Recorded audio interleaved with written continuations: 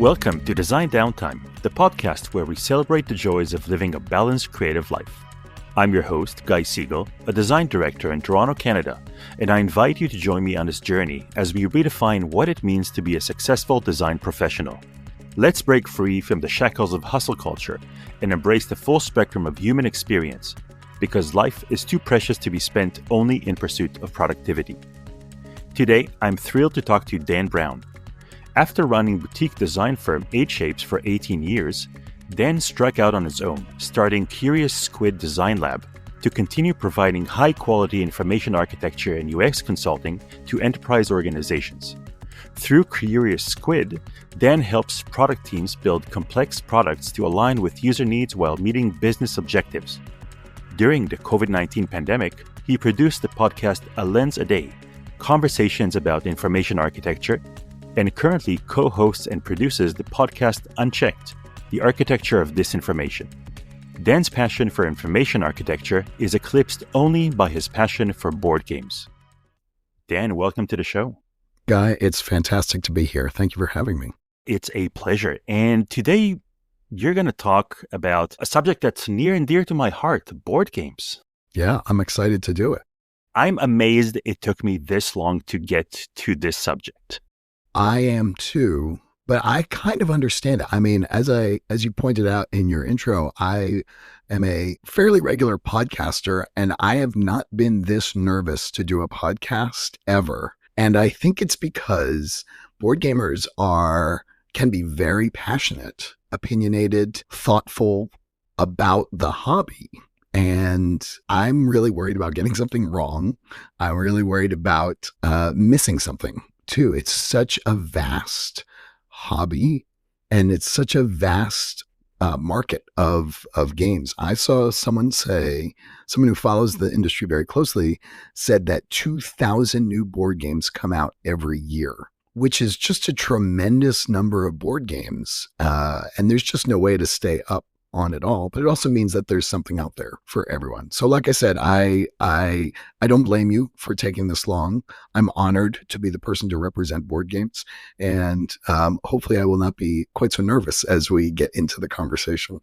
So let's actually start with the assumption, and we're going to get stuff wrong, and we're going to miss stuff, and we're going to forget stuff, because again, you said thousands of games, new games every year. Yep. Let's start easy.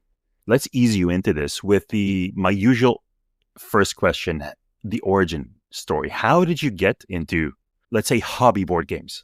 Yeah. I've always really liked gaming.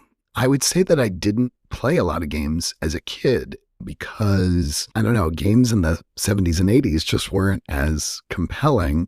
I struggled to kind of get into like the deep hobby games. I was talking to a friend of mine a couple of weeks ago, and he was telling me about sort of some really, he's a contemporary of mine, and he played some really complicated games back then. There were a lot of kind of war game type things. I didn't really get into that stuff. I played a lot of role-playing games, and I really wanted to design board games back then, but I could never find anything that really I clicked with.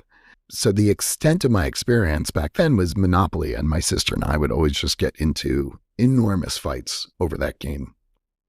And when I was in, let's say, my late 20s, maybe early 30s, I heard about a game that I came to understand was called Eurostyle. And what that meant was that it was not like Monopoly in that people would be eliminated, right? That people always had a chance to accumulate points, and that by the end of the game, you would just simply total up the points that someone would have. And the fact that people couldn't be eliminated was what struck me. And I thought just maybe this would be a game that I could get my wife to play. And that game was called Carcassonne. And what's delightful about Carcassonne is she really likes jigsaw puzzles. And the way Carcassonne works is you pull a tile from a bag of tiles, and that has map elements on it. And you add the tile to the ever increasing map. You're all building this map together. So it'll have road pieces and other kind of things. So you have to make sure everything connects together. And you put a piece on the tile to indicate which part of the tile you are claiming as yours. And then the points at the end of the game are based on where you've placed all your pieces. And it was delightful. And we played it. We roped our friends, the Melzers, into it. And we would just play Carcassonne on the regular. And I think that was my sort of gateway to this hobby, in my adult years. So that was really where it started. That's a really good point because, yes, there are board games that are intended for solo play for one player, but most of them are not. And in order to enjoy board games, we both know that you need other people to play with. Oh, yeah, 100%. Which can sometimes be the challenge. Yeah, completely. I mean, it got so challenging that I ended up making my own competitor, my own players with my children. And that has sort of made it more rewarding all over again, right? Because as a parent, you get to kind of experience watching them learn how to play. And I know we're not supposed to talk about our work here, but as a UX professional, I have this sort of inherent curiosity about how people engage with systems. And a board game is just a system with very particular rules and very particular constraints. So it's really interesting to watch, yes, my children, but it turns out also lots of humans kind of engage with systems in this way. I rarely win the board games that I play. People think that because I'm an avid board gamer that I must be good at them. I am terrible at them. And I find that the best games are the ones where even when you lose, you want to play it again because you find the system so engaging. And for me, it's also watching other people engage with the system. There is I'm not a big fan of this dichotomy, but theme and mechanisms in board games. And it's sort of people put it on a spectrum, but I think it's a bit misleading. But in very broad strokes, there are board games that lean heavier on the setting, I would say, establishing a mental model that models something in a real world, or something that's easier. For me, it's easier to digest because, oh yeah, this is how I think a car factory probably works, and it's easier for me to learn that versus something that's more abstract and relies more on a mechanism, and it can apply to, you can put a paint job of any setting on it. Where do you fall on this weird spectrum? That's what a deep question. We just dove right in to the deep end on this. We're not afraid of deep conversations here. I think what I'm always looking for is a game where the mechanics themselves evoke the themes. I'll give you a good example. A modern classic is a game called Agricola, which is what you would call a worker placement game. This is where you have a little family of workers and they go out and they run a subsistence farm. And if you had told me before I got started with this hobby that a game about 17th century subsistence farming would be fun, I would be like, what are you talking about? I don't want to touch that. But it is one of the most fun games. And there's just a ton of variety. I love this game. And it was it's probably the first worker placement game I played. And that's a style of game that I really like. But anyway, right, the intent is you send your little worker out to do a job, and that job might yield you've acquired some more sheep, or you can build a fence, right? And there's this kind of beautiful mesh between the mechanics of the game and the theme of the game. I really like that a lot. I think there are some where the mechanics of the game, where the theme feels, as people say, kind of slapped on, or you can get to a place where the theme is where there's not even really a theme. It's more abstract. And I think there's something delightful about that. But again, as a user experience professional, I'm always looking for, how does someone draw me in to the story too? I'll give you a good example. There's a newer game out called White Castle, and my son and I only played it once, but it's got kind of let's call it a Japanese garden type theme.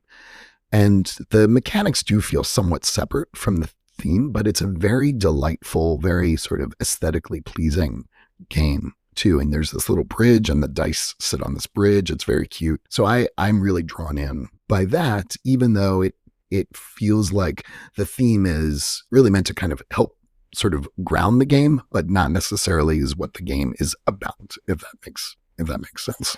Yeah, absolutely. So in a way, your first entry into this hobby, Carcassonne, has a theme. You're building a city, you're building these castles, and you're also placing, you have monasteries and you have farmers and you have all those things.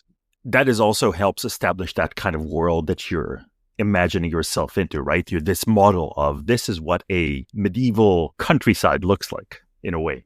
After that game, what's next? Because we said on the other end of the spectrum, there's thousands of new games coming out every year. When did you realize that, oh, wow, this hobby is way more than I thought it is?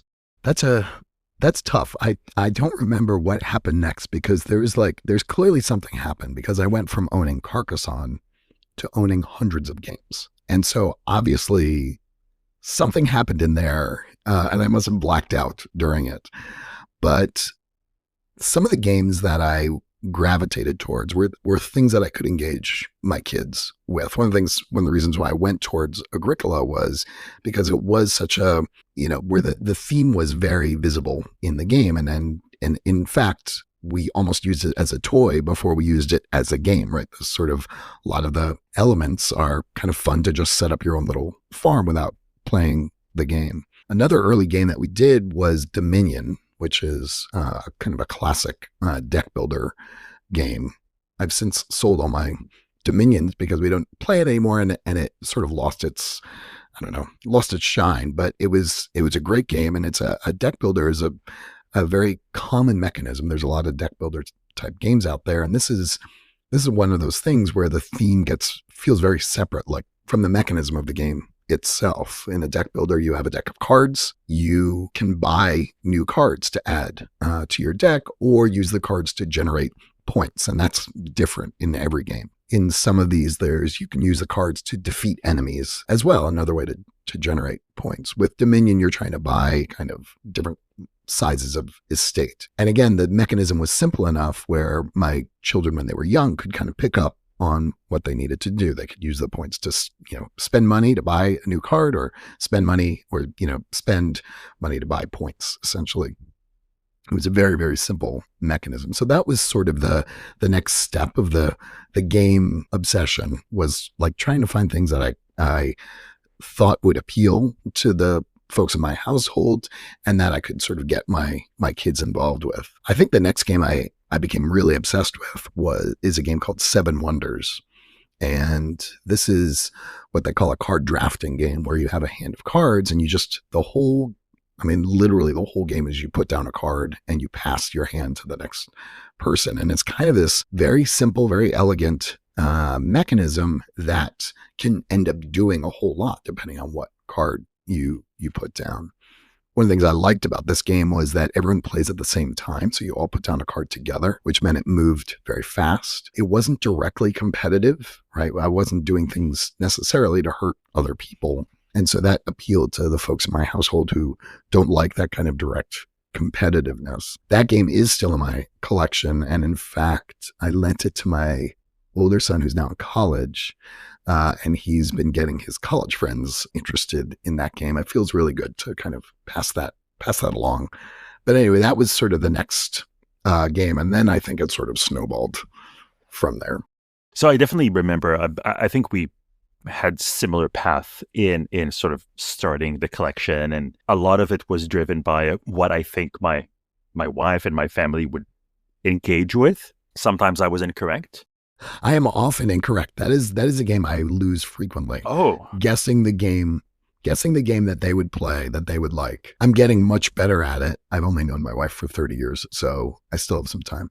But that is an interesting challenge. And I actually really I like knowing a lot of board games because I like being able to recommend games to people. I like hearing sort of what their particular situation is. I want to play with older folks, or we really like party games, right? Where we lots of people shouting and stuff like that.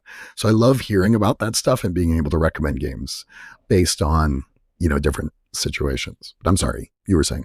That's actually a really good point. I'd love to hear more about that because I'd love to hear your success stories where, you know what, you didn't really think people would gel with something or connect with a game and they did, or games that you thought this is a sure thing and it fell flat. That's a good. There's a game, a relatively recent game called Arc Nova. And this has like all the elements of a game that my wife Sarah would kind of dislike. It's very complex. Like there's a lot of moving parts to it. There's some element of competition where you can kind of steal cards from each other. And she loves this game.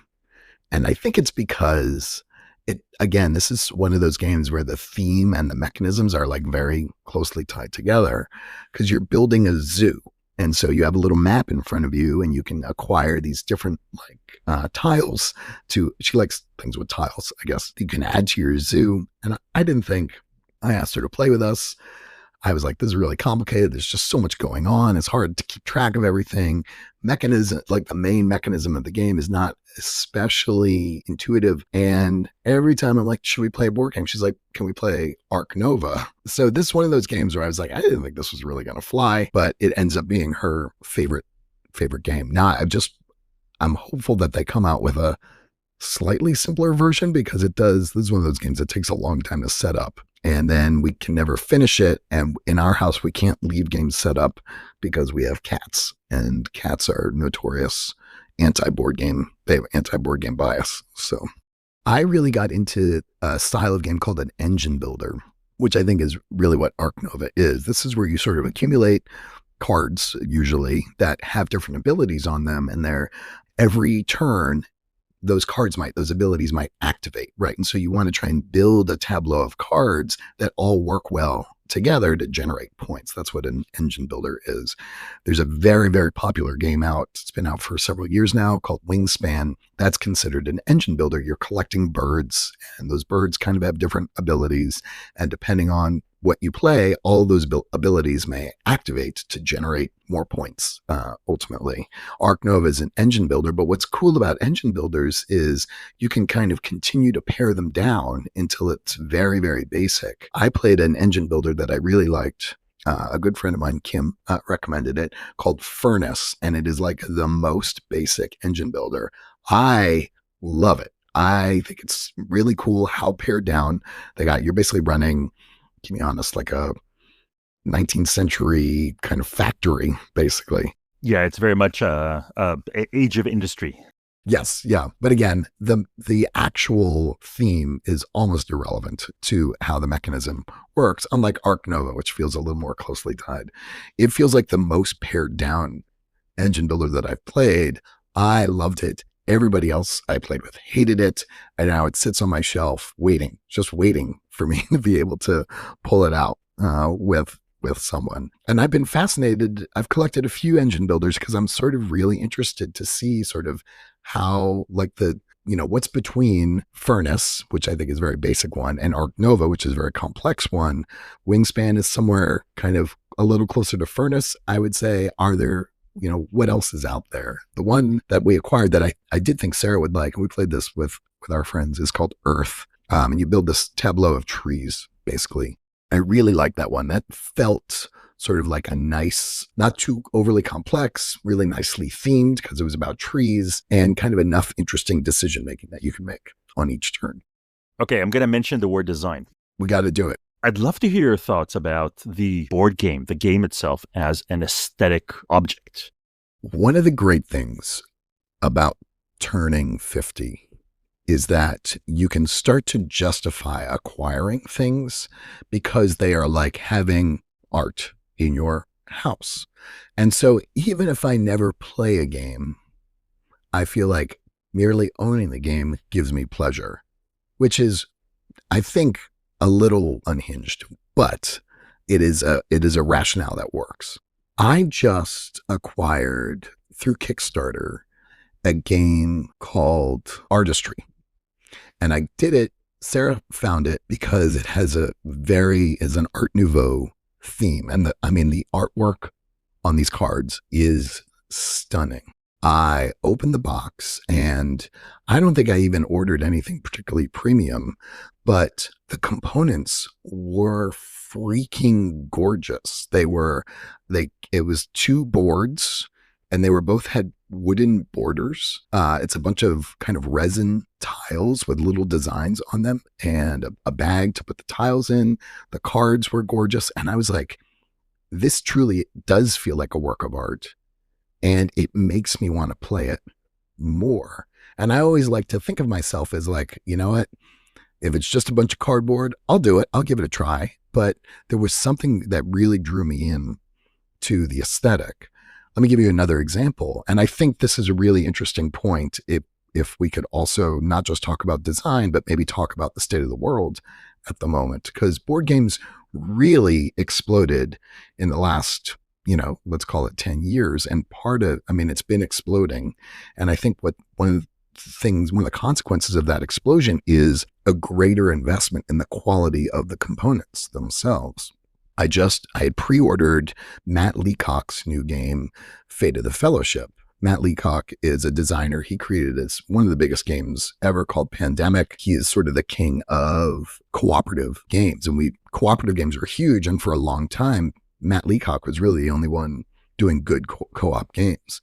Matt Leacock is also kind of a hero of mine because he was a UX designer. He came from the UX space. So I intersected with him at conferences. Anyway, he sort of put all the experience that he had from the Pandemic games that he had made into a Lord of the Rings themed game. And I pre-ordered it. It just arrived, and I pulled it out of the box, and we haven't played it yet, but I was blown away by the quality of the components. I mean, Matt Leacock always designs really thoughtful, really interesting games, but the board was extremely detailed. The cards looked really good. It's Lord of the Rings, so there's a lot of lore to work with, but everything hung together really, really nicely.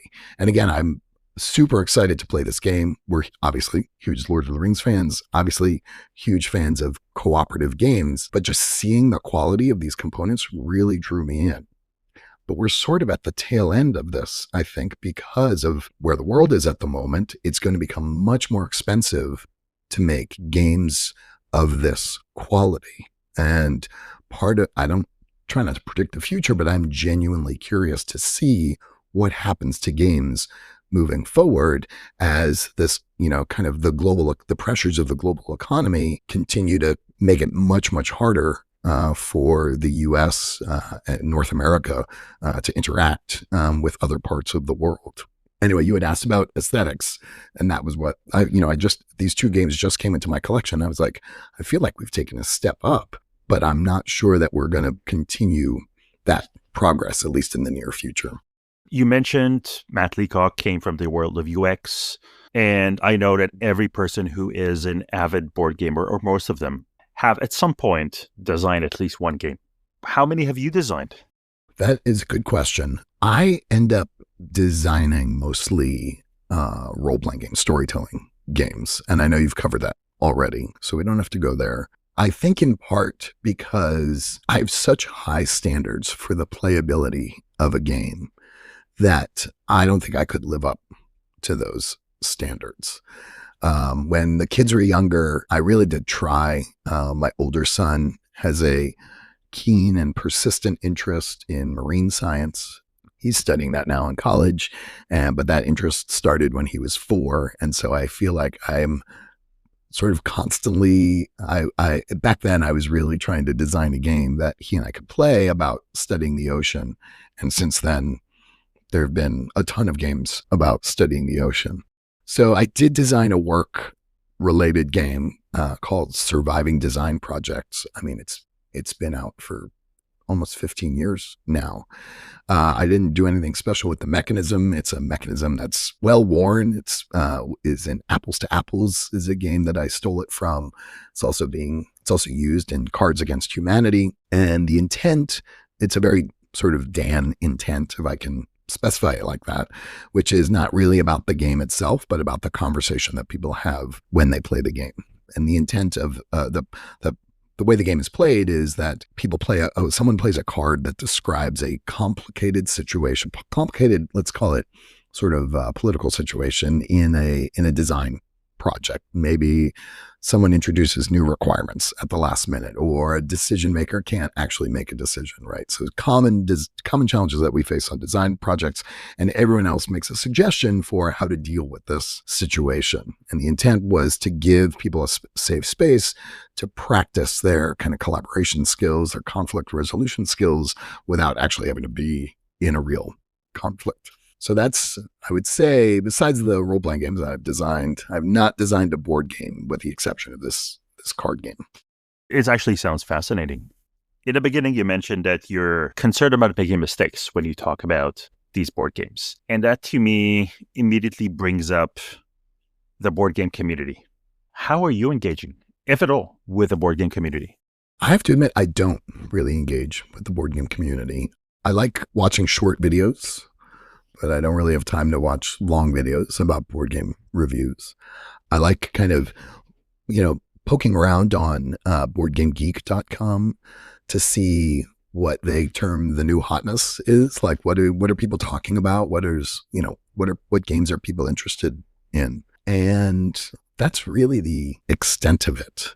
I don't see this particular hobby as a means for me to engage with a larger community. I think if I had taken more to what they call virtual tabletops, right? Virtual, like the ability to play board games on a computer online, where they try and recreate the feeling of the board game, but online. I wonder if I would have gotten more drawn in to the community. But for me, the appeal of the board game is sort of interacting with people in real time, but also interacting with the components. We have so many of our experiences have been, what's the right word, taken over by keyboards and screens, that I relish experiences that allow me to interact with the real world that don't require a keyboard or a screen. I'm an avid cook too, right? And the fact that I can, do stuff in the kitchen that don't require keyboards and screens is an important escape from my day job. I couldn't agree more. What are some of the recent board games you've been really excited about, or ones that are coming out? I knew you were going to ask me that. So I wrote down my list. Well, like I said, I've just acquired the Fate of the Fellowship, Matt Leacock's Lord of the Rings co-op game. I'm beyond excited to try that. And this is not like a Lord of the Rings theme. Like, I'm not like super obsessed with it, but it is a theme that resonates in my house. And there's a relatively new game. I think it's literally called Fellowship of the Ring, the Trick-Taking Game. And this is another co-op game where it's just some decks of cards, really. It goes up to 4 people, and it's because it's cooperative, you're all trying to kind of achieve a certain goal, like win a certain number of tricks or win tricks with certain suits in it. We played one game, maybe 2 rounds, when my older son was home from college, and it was delightful. It's a small game. It's easy to kind of learn, and it's highly themed. So even though the mechanism is fairly common, they did a really good job kind of theming it. I'm really excited to play more of that. My favorite designer is a guy named Jamie Stegmaier. He has a new game out called Vantage. Again, a co-op game. Maybe we're entering a new era of co-op games. He really tried to squeak this in under the wire with the tariffs, but I sense this is sort of a magnum opus for us. He's been working on this game for a long time. It's essentially a storytelling exploration game where you are a part of a crew exploring a planet. You've all landed in a different place on this planet, so you're not overlapping at all. And it comes with probably 1,000 cards, all representing different locations. And he really tried to solve a lot of the problems that are common in these storytelling games, which is that there's sort of a lot of like not really sure what to do next, or the actions that you can do are not especially clear, or what happens when you fail something, right? I think he's done something cool with that. So he's really kind of pared it down. The mechanism is very simple and straightforward. There's a lot of content in this game because there's also booklets that you can look through to read about the locations that you end up in. My son and I played one game of that, and we were like, there's a lot here, and so we're going to need to set aside some more time to play that. I'll say one more. Earth, that game that I mentioned earlier, the engine builder. I really do love that game. I do think it hits a nice sweet spot, and I just got an upgrade for it called Abundance that had been well reviewed. So that's what I'm excited to play next. That's awesome. Someone listening to this, they're curious about board games, but they have no idea where to start. Now, I'm not going to ask you to name your, top 5 entry to the hobby games, but what should they keep in mind as they try to explore this hobby?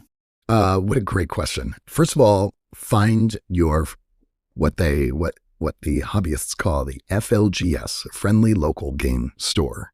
We have a fantastic game store here in the Washington, D.C. area called Labyrinth. They're located in the Capitol Hill area. They're a small business. They've been around maybe 10 years, maybe more at this point.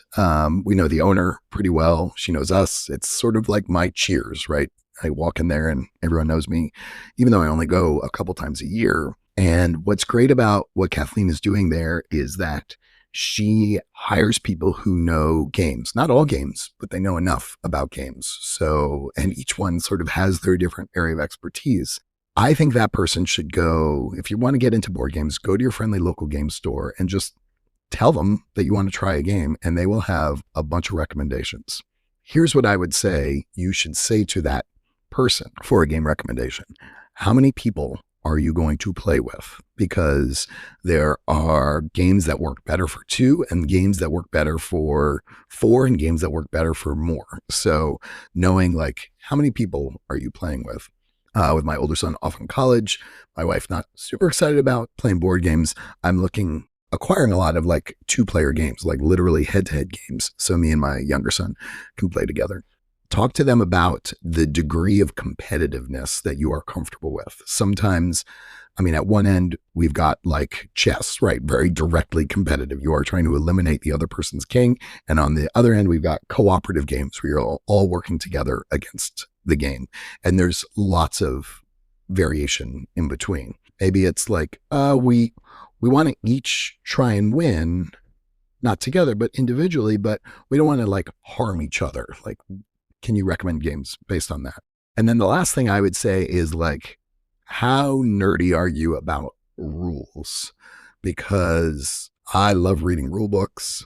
One of my sons likes reading rule books. So it's nice to have someone who I can relate to like that, and getting really into the rules and then teaching the game. Like that is a process I just genuinely enjoy. As frustrating as it can be, there are interesting challenges. If you have a group or you are not the kind of person that loves kind of digging into rules and really trying to understand them and then trying to teach them to someone, there are games that are much, much easier, have a much, let's call it, lower curve for onboarding than other games. I think coming at a friendly local game store with those 3 pieces of information will help someone identify a game for you that you might like. I will say, you didn't ask this, but the one game I didn't get to mention that I adore, that sort of hits every question you asked me, is a game. It's another game based on an intellectual property. It's based on the Dune series. And I think most games based on known intellectual properties, are terrible. I have yet to find a really good Star Wars game, for example.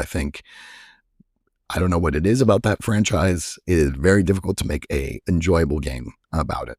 But Dune, they did. And it's a game called Dune Imperium. There's also another flavor called Dune Imperium Uprising.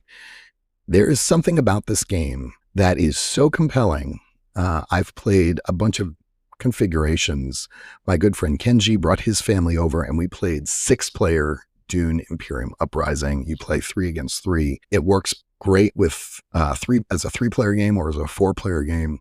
Doesn't work great as a 2-player game, but and there are a lot of expansions and variations, but the game is very compelling in and of itself, but it also does a really good job of invoking and embodying the Dune universe. So I highly recommend if you are a gamer, if you're interested in games, if you like the Dune franchise, that is my kind of go-to fun game at the moment. I think for me, I found actually success with exactly that thing of like, okay, you're a fan of Dune, for example. Here are 3 or 4 different games within that universe, all have a different feel. There's the classic Dune, which is more about negotiation and subterfuge. And there's this one, which is more of a deck builder and some resource management or worker placement. There's other ones that are trick taking. It's, for me, a really great way of getting into finding your board game is thinking, is there an intellectual property that a person is already invested in? And then finding the sort of the mechanisms that they would click with. And there is something for everyone. And one of the reviewers that I follow online, that's sort of his catchphrase. There is a game for everyone. He just reviewed a game, forgive me, but he just reviewed a game where you run a strip club. Like that's the whole board game. And so if there's there's something for everyone. One of my favorite games from Stonemaier Games is viticulture. You run a winery, right? And I don't drink wine. I'm not interested in wine, but I love this game. I think you're right. I think if you can also start with the theme, like what themes resonate with you, because there's probably a game, and literally it could be anything. There's probably a game with that theme, and there's probably a good entry game for that theme. Exactly. With that, Dan, where can people find you? Well, wait, can I ask you a question first? Of course. You mentioned to me that you are on the verge of a very large birthday, a very monumental. That is correct. Yes. I'm not sure when this is coming out, but it's already passed. Okay. Happy birthday. Thank you. What role? Yeah, I mean, you talk to everyone about their pastimes. And as I've gotten to this age and watched my parents deal with aging, right?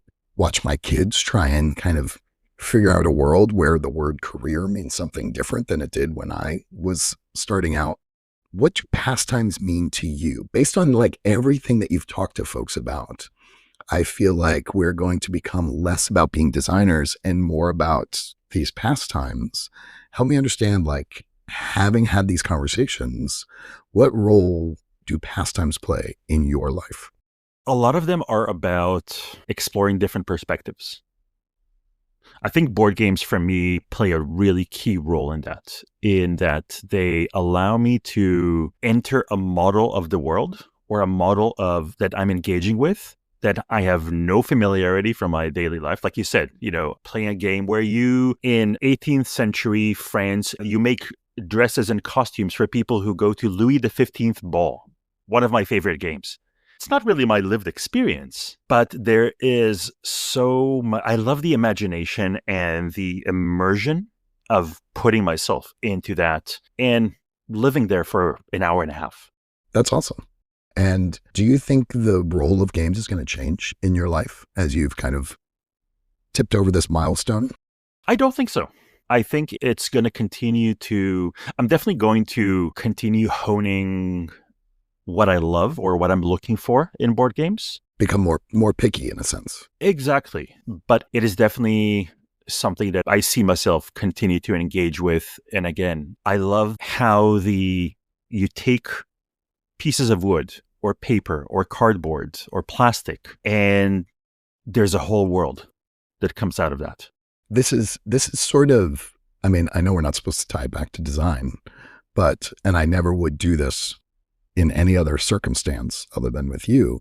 But in a sense, that is what designers do too. They take a lot of raw materials, they take a lot of rules, they take a lot of things that have no business being put together and try and figure out, what can we build from this? How does this trigger the imagination? How does this kind of essentially kind of world build in our head for the problem that we're trying to solve versus, trying to win a game.